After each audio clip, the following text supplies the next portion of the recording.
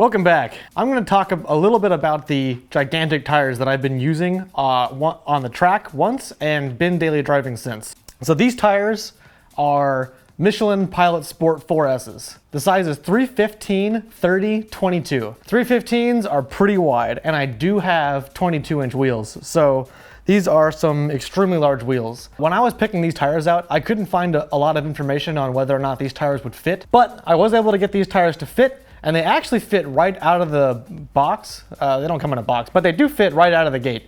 So they do rub a tiny little bit, and I'll get more into that, but with a little bit of some other modifications, they don't rub that much. But we're actually surprised at how well they fit in the first place. When they got delivered to the auto shop that was gonna mount and balance these tires, they actually had no idea what kind of car these were gonna go on because they were so gigantic. So yes, they do rub. If you don't know what rubbing is, it means that part of the tire touches part of the car as you drive. In this case, it's only sometimes. Usually rubbing is a problem with lifted cars with big tires, and in that case, you just cut pieces off the car like we did on the Burb, or in slammed cars, and this one's not slammed or lowered at all, but I just installed such big tires that they do rub. If you go to Google and you look up pictures of 315s on, say, Mustangs, for example, they look so wide. They almost look comically wide. They're huge tires. But on this car, they actually don't look that wide. I was almost disappointed at how not wide they look. Just because I have 22-inch wheels, which is a very tall wheel, it makes the width of the tire just not seem that significant anymore. So maybe I'll go wider, no. But that's okay, 315s are pretty big, and I don't think I could possibly fit wider tires on this car without some serious spacers. This car actually came with 20s, and the stock RT Charger, like from 2016 or so, they only came with 18-inch wheels. So the 22s are pretty big, which means that you are gonna sacrifice a little bit of ride quality for your bigger wheels because your tires will only be able to be so thick before you run into serious interference problems and rubbing. Something else to note is that these are Michelin Pilot Sport 4S's, which are new and like the track tires. They are extremely expensive. I think they were almost $600 a tire for the back. But Michelins do also run larger than other tire brands generally do. If you get 315 Pirelli tires, they will be significantly smaller than Michelin 315s. And they might not rub as bad, but other tires like Nitto might be even bigger. It'll be up to the brand of the tire. And so the only way to really find out is to just know someone who has them installed or try to fit them yourself and see how it fits. So at the shop, once they put the tires on the wheels and the wheels onto the car, they noticed that there wasn't any rubbing, and that is true. The back wheels only rub when you hit bumps or take turns and things like that, but it's not rubbing all the time. So if you do take a small spacer, like an 1/8 of an inch spacer, that is enough to remove all or almost all of the rubbing with normal driving. So I'll show you the spacers that I got. I'm gonna take this wheel off and then pull one of the spacers off just so I can show you what they are, and then we can talk more about that spacer. This car is one of the most annoying cars to jack up I've ever jacked up. But that's what you get with new cars.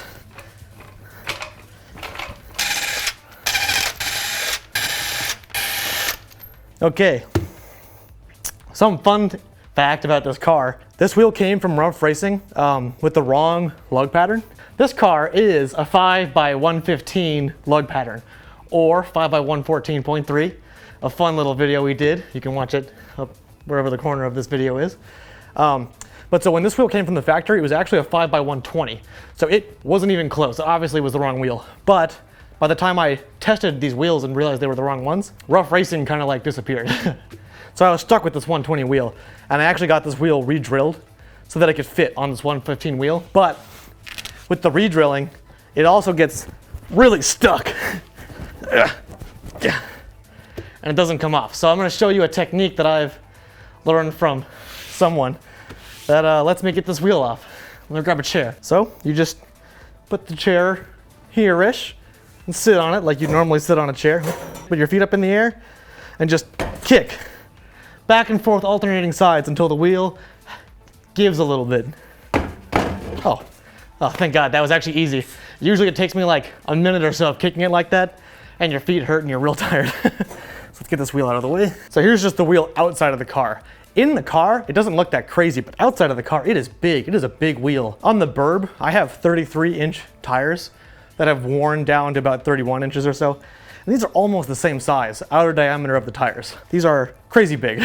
So right here, you can see this piece moves. This is my 1/8 inch spacer. This is the hub ring that I have. So let me take this off, and you'll notice it's pretty broken and old looking, and it is just plastic, but that's okay. I'm also gonna try to clear up, hopefully, a question that comes pretty frequently in our other video about the 115 versus 114.3 lug pattern regarding the hub rings. So this is a plastic hub ring. This piece of plastic's entire job is to adapt the wheel's hub size to the car's hub size, because the wheel's hub size is going to be bigger than most of the cars, so that it can fit on most cars, as long as you have an adapter. The main function of this ring is just to make sure that when you torque the lugs on the wheels, that the wheel goes on as straight as possible, and so it's not like lopsided or uneven, which is why it doesn't matter that this is plastic, and it also doesn't matter that this is broken. There are aluminum ones, but the aluminum ones don't really give you any benefits over the plastic ones, other than this does look cheap and broken. We're gonna make sure that we keep it on there and keep using it. This is the hub ring that I need, but the hub ring for your own wheels and your own car will be whatever hub sizes that you need for your own wheel and car. It's specific to your use case. But this is my 1/8 inch spacer. This is pretty much all I needed to eliminate most of the rubbing. Not all of the rubbing, but I'm okay with some rubbing. So this 1/8 inch spacer is made out of aluminum. It's also from a company called Speedlogix. And if you go to their Google reviews, they don't seem that trustworthy and their products don't seem that great. And the reviews are usually about other products not being good, but not the spacers. I kind of just assumed that the spacers, like this spacer, is gonna be hard to mess up. So I took the risk, and when I got it, I was pretty pleased. It's very 1/8 inch all around, and you know, it's exactly what I expected it would be, and it wasn't that expensive. So this was a good product, and I do recommend it even from Speedlogix, and I will put a link in the description to buy this spacer. So this spacer being 1/8 of an inch means that I can just use it on my car as is. If you get a thicker spacer, you will likely need to replace your lug studs with longer studs. If you go to, say, 1/2 inch or so spacer, then you're probably in the territory where you need longer studs. So the stock lug studs are 1/2 20 threads, which means that you need approximately 10 turns of the lug nut onto the stud for it to be considered safe.